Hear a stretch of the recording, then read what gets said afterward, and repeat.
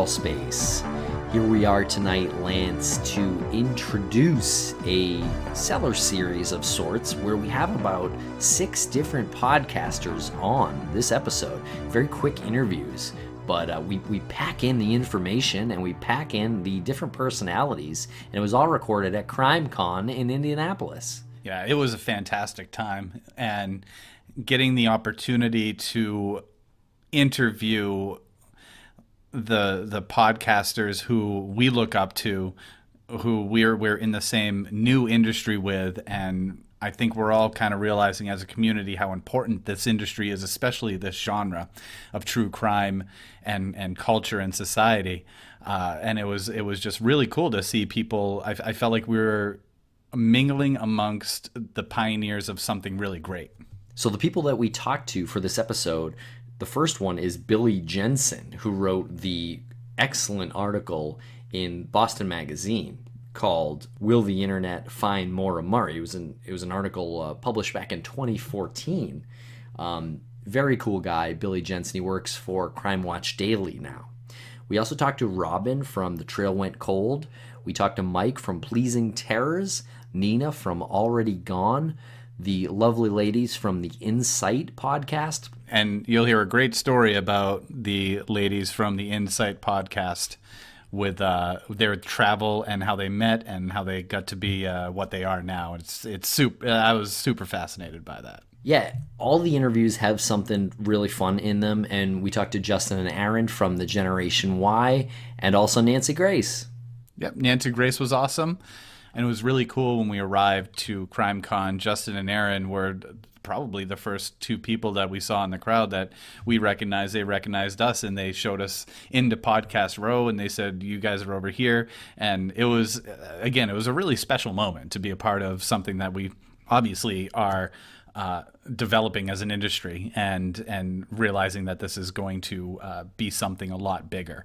I kind of feel like we're working in when television was first being distributed and shown to the public as something that's consumable. And Mike from Pleasing Terrors owes us an email. He will be traveling up to New England, and we will be looking at some haunted or allegedly haunted locations with him, hopefully for a joint live episode, which was pretty exciting when we talked to him. But that's what happens when you talk to these people there. You realize that everybody has these interests, and they're all stimulating, and they're all somehow along your interest line. And there were a few podcasters that we missed for this episode, guys that we wanted to talk to. We had a really hilarious conversation with Captain from True Crime Garage on Saturday night. Actually, he was really cracking us up for about 10 minutes straight. And we met Nick as well, who was great, but he was only there for Friday. So we really wanted to get them a part of this episode, but we couldn't.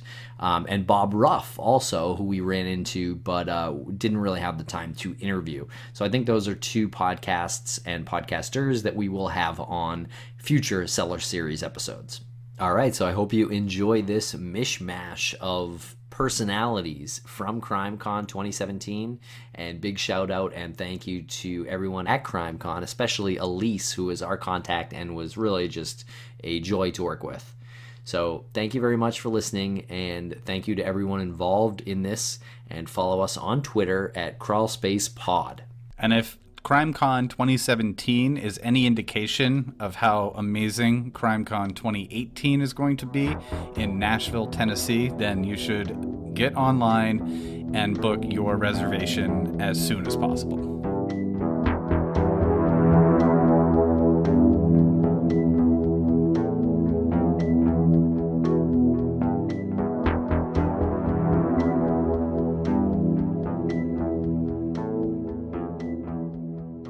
Okay, my name is Billy Jensen. I'm a investigative reporter. I'm on a television show called Crime Watch Daily.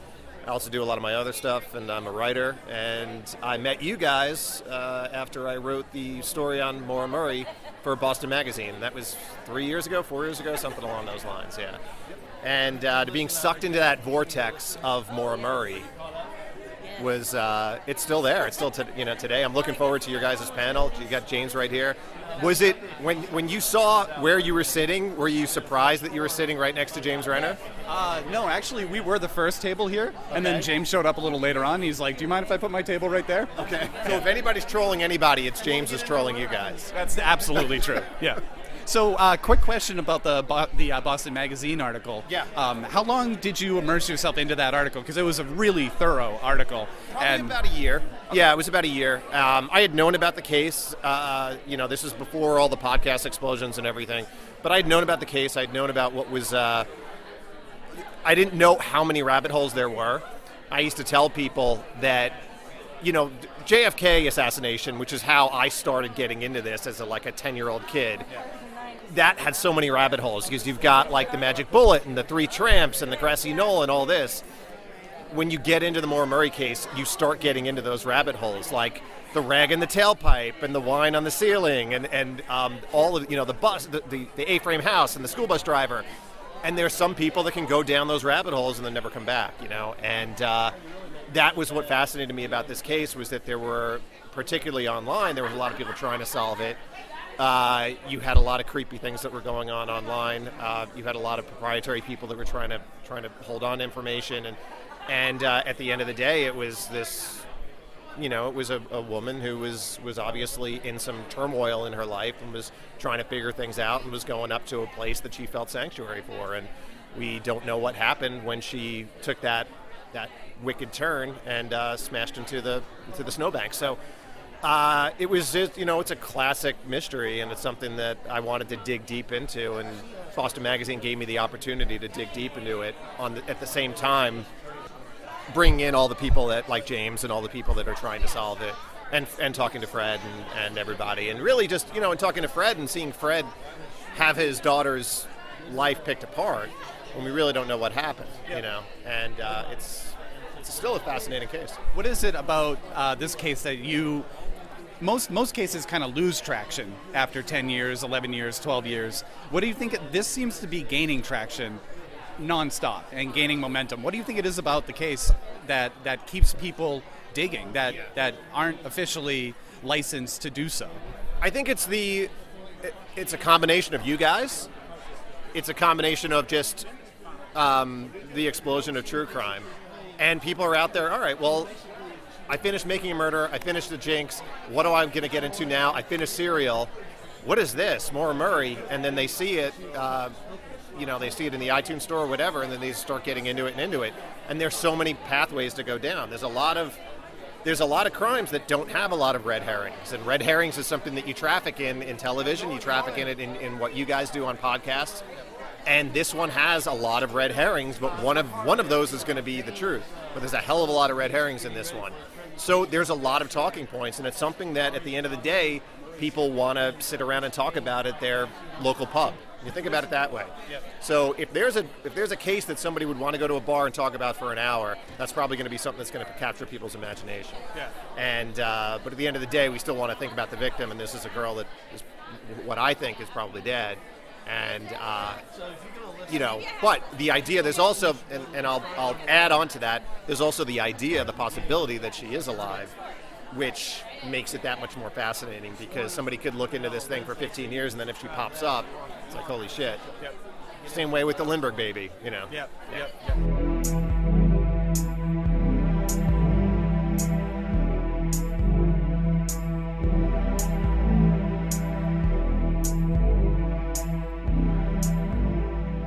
Tim, how's the family bonding going? I know you're reaching a point in your family where bonding's important. Is there anything specific that you've done to increase that? Well, dinner. I mean, it's my favorite thing. It is cooking together with my girlfriend and my kid. She kind of is running around.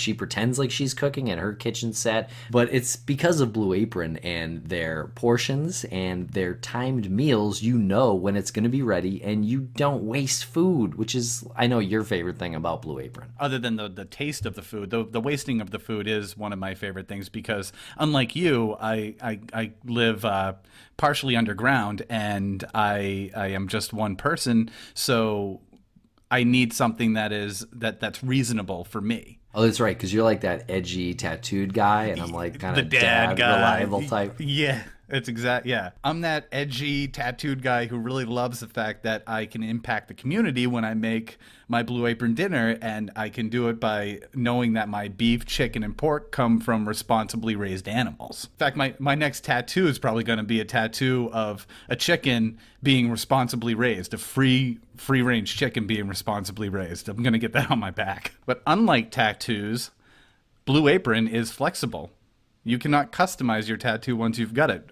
You can customize your recipes each week based on your preferences. Blue Apron has several delivery options, so you can choose what fits your needs. And there's no weekly commitment, so you only get deliveries when you want them. I strongly dislike cilantro, but the great thing about Blue Apron is I know when cilantro is there, and I just substitute it with something else, something like peppers or scallions, something that I'd rather eat. Yeah, and I strongly enjoy cilantro. So, yeah, no, it's in your DNA. Is it guaranteed to be in your DNA, like Blue Apron's freshness guarantee, how it promises that every ingredient in your delivery arrives ready to cook, or they'll make it right? That sounds pretty accurate. So check out this week's menu and get your first 3 meals free with free shipping by going to blueapron.com/crawlspace. You'll love how good it feels and tastes to create incredible home-cooked meals with Blue Apron, so don't wait. That's blueapron.com/crawlspace. Blue Apron, a better way to cook. To Blue Apron. Cook.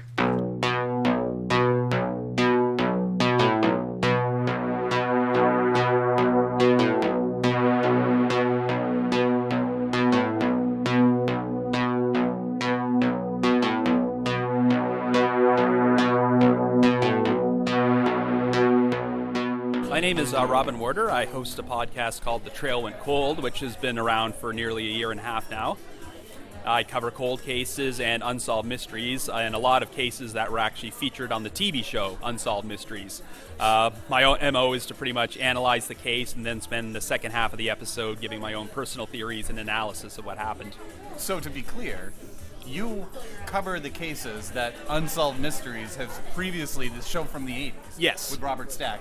They've previously covered, and you go into a more in-depth, detailed look at those episodes, at those cases. It's true. Like, not all the cases I covered on the podcast are Unsolved Mysteries, but there are a lot of certain cases where there's a lot of information left out of the episodes, and so you'd have to go searching online to find out more, and it puts like a new spin on the case. That's fascinating. Yes. What is one of the more interesting facts that you put out on your podcast that wasn't on the Unsolved Mysteries show? Well, if you watch Amazon Prime, they have an old segment from the first season of Unsolved Mysteries about the murder of a woman named Doreen Picard. And at the time, they had no idea who did it. But then at the end, they put up a new title card saying that a man named Raymond Beaver Tempest was convicted of the murder in 1992 and was released in 2015. But there's actually a huge story behind that. It turns out his conviction was overturned because he may have been wrongfully convicted. He wasn't just released. And there's like a huge backstory that was not covered on Unsolved Mysteries about police corruption and how they may have convicted an innocent man. And now that he's been released, they're deciding whether or not to retry him. Like, if you watch the segment on Amazon Prime, you won't know any of this stuff. But if you listen to my podcast, you'll get the full story. Well, it's funny. The first case I covered was one where there was zero information about the case outside of Unsolved Mysteries. It's about the death of a woman named Aileen Conway. So I just decided to, at first do this one where I analyze the case, give my own personal opinions and theories, but then I started finding more and more cases where you go searching on the internet and you find out there is so much more to this case than was originally presented on television. And you can find it at trailwentcold.com and also on Facebook, The Trail Went Cold, and on Twitter, my handle, Robin Warder. Cool. And what do you think of CrimeCon so far? It's been amazing. I've met so many fans. It's kind of overwhelming when you find out that how big of fans of the show they are when they come up to meet you and they approach you not off of Podcast Row. Like, I was in the Dateline segment and a fan came up to me just to say how much they enjoyed the show, and I got to have my own private party with some of my listeners where I did a live reading of one of my upcoming minisodes, and it's just been great meeting all the fellow podcasters. A lot of people I've only met online, and now I'm finally meeting them in person. It's a crazy new industry, right? Exactly. Yes. And it's overwhelming to be here. I'm actually probably the only Canadian podcaster here. I drove all the way from Ottawa, 12 hours, but I felt this was so worthwhile. Yeah, take that, Jordan. Yeah. It's kind of like a once-in-a-lifetime opportunity. Well, what do you have to say to people who listen who are like, oh yeah, I don't know about CrimeCon 2018 in Nashville. I'm not sure if I want to go to that. Well, definitely go to that. If you are into podcasts and you want to meet your favorite podcasters, it's a grand opportunity because they are so accessible. They always want to hang out and talk with their fans. And you can meet a lot of famous crime personalities like Nancy Grace, Josh Mankiewicz, Aaron Moriarty. You just see them walking around the hotel and you can just approach them and ask for a picture.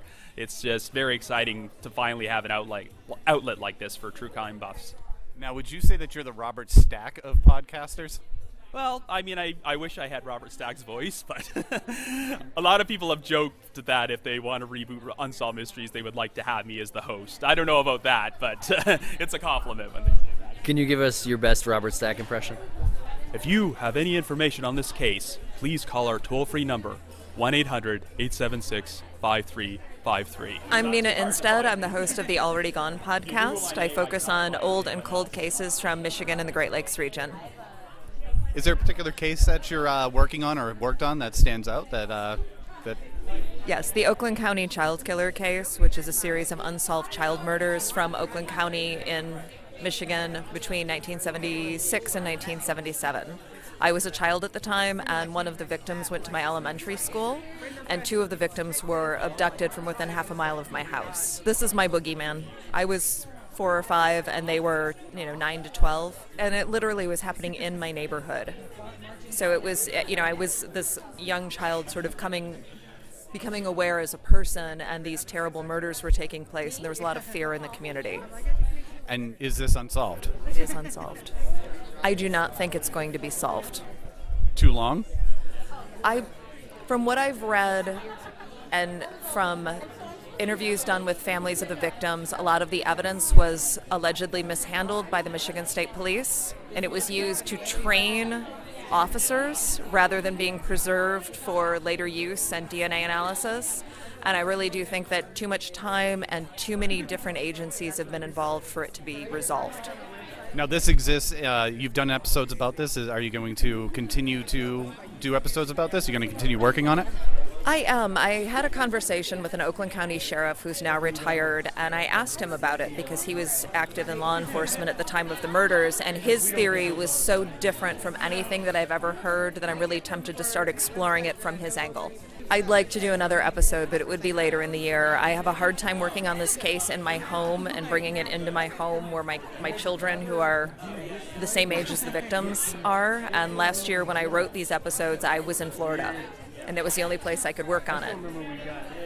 What would you say to someone who's on the fence about attending CrimeCon 2018 in Nashville? I think you should absolutely plan to attend. It has exceeded my expectations both as a fan and as a content producer. It's been fantastic to connect with listeners, which I've enjoyed tremendously, but then also the variety of presenters and the panels during the day has just been overwhelming. It's you get to a certain hour and you're not sure where to go because everything is so tempting and you want to attend it. Would you say that they knocked it dead? They absolutely knocked it dead. Wait, no? They killed it.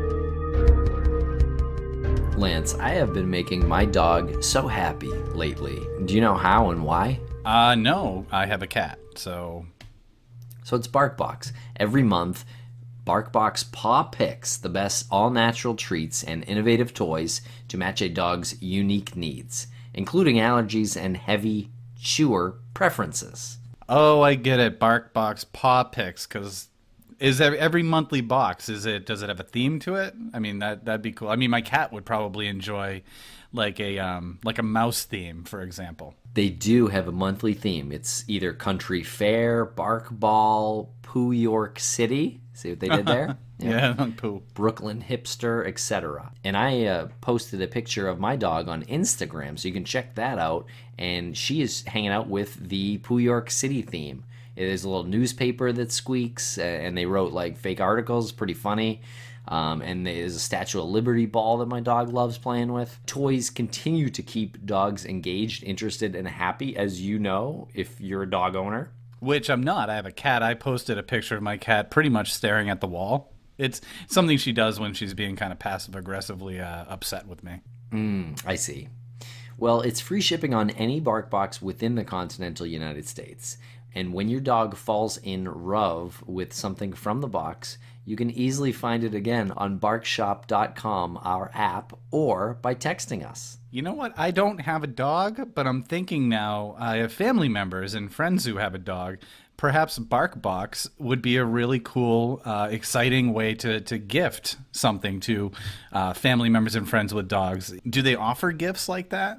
Yeah, if you're looking to give a gift to a friend or a family member, it is new and exciting, and each gift subscription includes toys and treats in a unique theme every month. So there's a number of ways that you can send a gift and make a lucky pup the happiest pooch on the block. Whether it's your son, daughter, or friend who wants this monthly surprise for their beloved pup, BarkBox really is the perfect gift for your loved one. So check out barkbox.com/crawlspace and get a free extra month of BarkBox by visiting barkbox.com/crawlspace when you subscribe to a 6 or 12-month plan.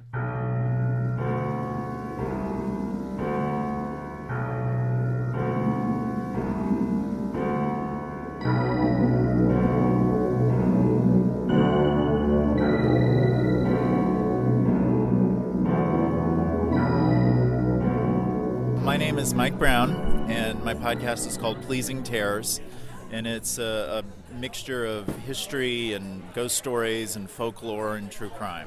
The very first episode that I did was about the Elisa Lam case at the Cecil Hotel in Los Angeles, and when I watched the last video of her in the elevator, one of the things I noticed was that she was wearing a red hooded sweatshirt. And so what I did in the episode was I sort of paralleled the stories of Red Riding Hood and Elisa Lam, and talked about how, they'd both gone on a trip into a dangerous place, and how ultimately Red Riding Hood was lost in the belly of the wolf, and Elisa Lam was lost in the belly of the water tank on the roof of the Cecil. So that's what I try to do with a lot of the episodes, is I try to blend things like that together. Like the reality of it with like a parable or something? Yeah, to try to find something in it that, if there's a way to mix in not only maybe the ghost story, but a murder, and then maybe something from folklore or fairy tales that will all sort of come together in one story. Do you have any fear that might, and I'm not saying it does, but do you have any fear that might diminish the importance of the crime itself? Well, I think it's all about the tone. I don't try to be whimsical. If anything, when you look, for example, at most fairy tales and folklore, the oldest versions are very dark, and were originally intended to warn people against, the dangers in the world. And so they tend to actually fit very well with a crime. Do you focus geographically on any location? Well, most of my stories, I've done 21 episodes. The first 19 were all set in the United States, and then I did one in England, set in England, and then I did one in Canada, for the most part. The latest episode was about wendigos and cannibalistic spirits, and so that one tended to be more Canada than the United States. You're obviously a believer in the paranormal? I'm sort of an unusual case for a indie podcaster in that my day or my night job is I give ghost tours for a living. So I've been telling ghost stories professionally for 20 years. So I started off a skeptic, but over the years I've had a lot of things happen that have... Well, just this past February, and I actually did a 2-part episode on this, I spent the night alone in a haunted jail in Charleston, South Carolina, which is where I'm from. And there was just a lot of stuff going on that night. Weird voices and doors opening and closing, and it was really intense. It's hard to be so dismissive. Yeah. You actually experience these things. Yeah, in that case, yes. Most of the time, it's just me hearing about somebody else's experiences. But I sort of put myself in that position of being alone inside the jail exactly because I wanted to be in a position to I wanted to have a story myself that I could tell. You scared? I was terrified. Absolutely. How's CrimeCon treating you so far? It's been great. It's been amazing getting to meet my fellow podcasters, and it's given me an opportunity to learn about some new shows that I hadn't listened to yet. No, this has been fantastic. I look forward to doing it again next year. I'm Ali from Insight. I'm Charlie from Insight. We generally cover unsolved crimes and mysteries. If we do a solved true crime, it's usually something that changed something in society, whether how the media behaved or a legal issue. We did Alison Baden Clay, which is an Australian case, and that changed domestic violence, and there was a foundation set up. Now I noticed a slight accent difference between the two of you. Just a slight. It's mostly her. It's mostly Charlie. But how do you connect when you record, when you do your episodes? We talk on video Skype, but we record separately, like our own tracks. So when we line them up, it doesn't sound like a phone call. Yes, That's what we do. Yay! We're all brilliant. Yeah. exactly. We know what we're doing. All right. So, what is a case that has stood out to you that that you want to get more in depth with? Maybe you want to focus on a little bit more closely. That we haven't covered yet. Yes, that you haven't covered. There is a case coming up, Rama El Donahue, and that's a missing girl. Very similar to Madeleine McCann type situation, which is our most requested case, but little girl of colour, got no media attention, missing 12 years ago. It's a case that stood out to me. I'm actually going to go with the same one. It really stands out to us, the difference between the coverage of these two cases and just how important it is to bring a lot more attention to Rama's case. Where did you guys come from to be at CrimeCon today? From Newcastle, Australia. I came from Kansas City, Missouri. On an 18-hour flight. You flew 18 hours, and you say that it was worth it. What are some of the highlights of CrimeCon 2017? Just meeting all our pod friends and meeting listeners, getting feedback. Everyone's been so friendly, and it's been great. For sure, meeting other podcasters. It's, we're first and foremost podcast fans, so we've listened to most of the podcasts here. So it's been really neat for us to be able to meet the people who created those. How did you two meet each other? We get asked this all the time. There's another podcast we listen to called History Dweebs. It's a comedy podcast. We're both in the group. Tim, who's one of the hosts, he wanted to do a serious podcast. So he was mentioning it. I said, just go for it. Suddenly, I was doing it with him. Charlie volunteered because she can edit. She said she couldn't commit to every week. Tim dropped out after 3 episodes. He had a lot of work commitments. And the rest is history. We just kept going, which is kind of ridiculous because we were virtual strangers when we started the podcast together. Like we were like Facebook friends for about a month. We actually just met on Thursday for in person for the first time. Yeah, at the airport at 10 o'clock at night. We're not as friendly as we would have been otherwise, I'm sure. And then we're sitting on our beds, Facebooking, commenting to each other. We're like, hang on, we're right here. Because you were just too used to doing that? It's how we function. What do you say to someone who's on the fence about attending CrimeCon 2018 in Nashville? Oh, definitely go. It's worth it. The sessions and meeting other podcasters and bloggers and authors. Just meeting the people you listen to and read about and see every week.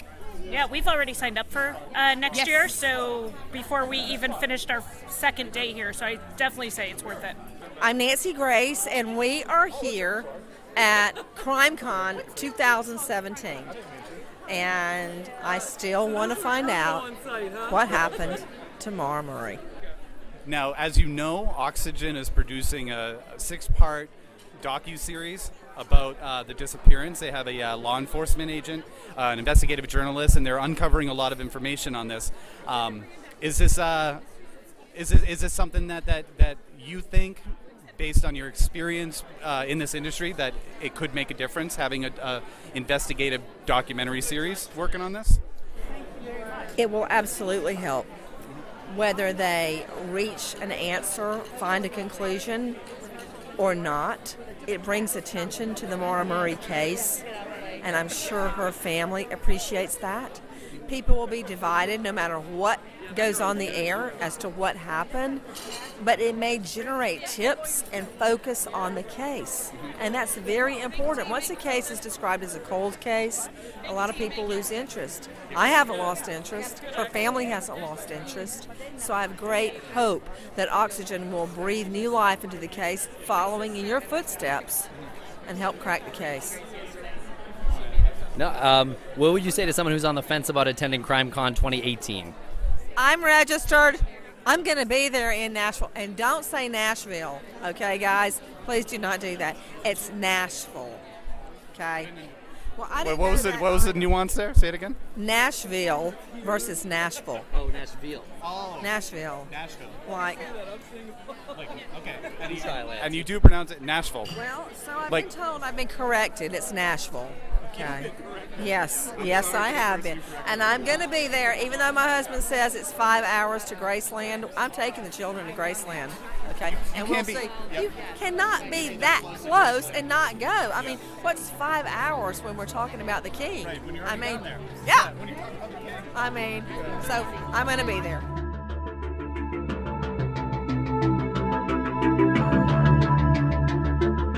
Lance, are you just in love with your Casper mattress? Love Is a burning thing. is a burning thing, and it is tough to wake up in the morning, I'll tell you. It could be because of the bender from the night before. But it's more than likely because your mattress is just so comfortable. Yeah, the Casper mattress is incredibly comfortable. I mean, the quality, you can just tell that they have an in-house team of engineers. When you're laying on it, you know that they spent thousands of hours developing the Casper. It combines supportive memory foam for a sleep surface that's got just the right sink and just the right bounce. And I like to breathe. I like that its breathable design sleeps cool to help you regulate your temperature through the night. And I run hot. But it is obsessively engineered at a shockingly fair price.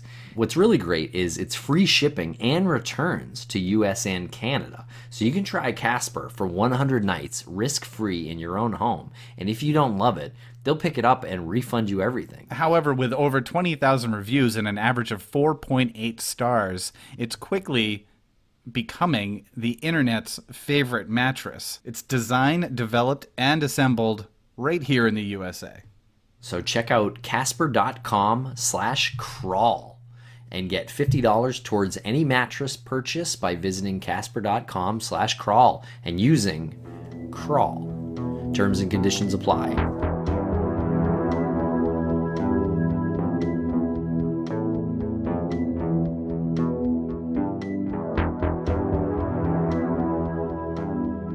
I'm Aaron. And I'm Justin, and we're the Generation Y. It's mostly true crime, but we do cover mysteries, missing persons, even cryptid zoology, and stuff like that. Mysteries. Yeah. Anything that has a hook to it, a murder that's just not quite right, if there's something awry with the evidence or possibly a wrongful conviction, things like that. Okay, is there something that you're working on now that hasn't been released that is maybe a passion project, maybe a case that you've been looking at and you're like, I'm glad we've started this one? We do have one that since this month is our 5-year anniversary, we started in June of 2012, we decided to go back and recover a case that we had covered back when, but cover it now because now we're a lot more professional in how we go about covering a case. Yeah, and it's a serial killer one, so everyone. Do you want to let us know what it is, or you want to keep the suspense? All right. Well, it's a local serial killer in Kansas City named Robert Burdella, and he was, I personally believe, one of the worst serial killers. He didn't have a real high body count, but that doesn't really matter when it comes to the atrocities that he committed. You guys mentioned you're recovering a case. Is that like tell us about that decision that went into? Does that have something to do with you guys changing, like your opinions changing? Yeah, no, it has to do with our 5-year anniversary, and I had actually thought about covering an old case, like recovering an old case every week of this month. But then in the end, I think we just decided to cover one, and that one will come out about the time we actually started. It'll actually be around the actual 5-year anniversary. And you've noticed a significant difference in the way you cover cases. More structure. Yeah, and in the beginning it was, I won't say amateur, but it was just, we're having just a talk about it. And now we dig in, we get the research done, and we really try to convey a formed story for the audience to follow along while giving our commentary. Yeah, the trick was, early on it was, if we're talking about the staircase, I'm sure a lot of people have seen it, or if they haven't seen it, they'll watch it and then they'll listen to us. That's not the way to go about it. You literally have to assume that they know nothing about what you're about to talk about, and that way everybody is invited to the discussion. How did you get your name? I just made it up one day when we were talking about going on the record and talking about my jury duty, talking about documentaries. I just thought it sounded cool, and I like to question things. I like to sort of shine a light on injustices in the world, package it up neatly, and hand it back to the people to do with what they will. Oh, very, very thorough. I should add that we were introduced before our speaking engagement at CrimeCon by retired FBI agent Bobby Chacon, and he pointed out that we have these 5 W's in every case. And he said, why is the most important?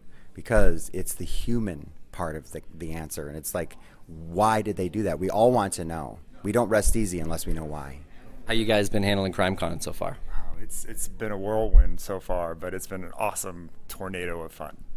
Yeah, just speaking with the other podcasters, especially the listeners, has been a real treat. Yeah, have you found that connecting with the listeners has been more of a pleasant surprise than you expected? Oh, I knew it was going to be great because I interact with them all the time. We get so many emails and messages every day that, I mean, I can tell in those that these people are passionate and they really appreciate all the work that podcasters do. Yeah. I'm still kind of uncomfortable when people run up and want to take a picture or get my autograph, because I'm just a dude. What would you say to someone who's on the fence about attending CrimeCon in 2018? I think they should do it because if you're a podcast fan, you're going to meet every single podcaster that you ever dreamed of here. Any authors, big-time news people, whatever, they're all here, and they're just wandering around in the hallway. You don't really have to wait in a line to get an autograph. You can just go walk up to them. They're here. They're all very approachable. No, it's the experience, and all of the podcasters that I've met are all very personable, and they take the time to meet with you. So if you're looking to make a connection with a podcaster, it'll happen.